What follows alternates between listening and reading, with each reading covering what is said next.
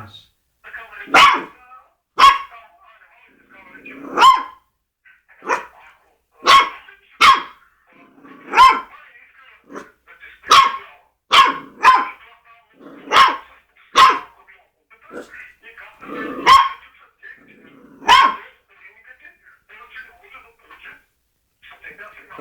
Очевидно, проверката не е приключила.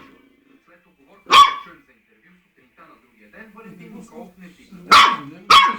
Още няколко крупни оператори и интернет страници, срещу които има за некоректно заплащане на права или за откровено пиратство. Отговорите бяха или подобни, или въобще липсваха. Ползата за пиратите са коректните платци. Аз не знам дали добре се печели. Със сигурност добре се пести от неплащане на права. След доклада на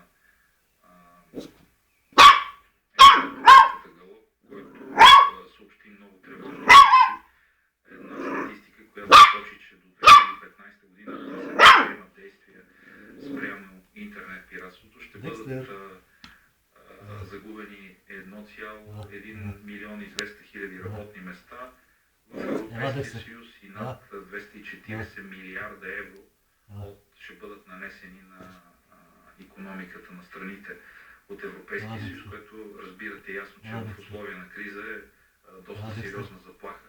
Бих казал заплаха пред сигурността на Европейския съюз. Вредата за пазара и всички нас.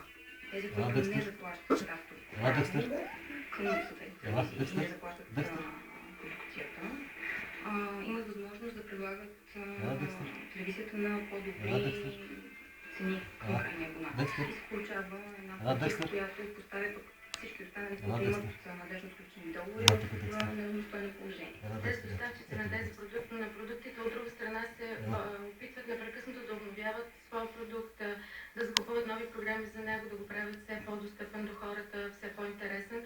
Така че, бидейки ощетени по този начин, те инвестират по-малко средства и по този начин косвено крайният потребител бива ощетен.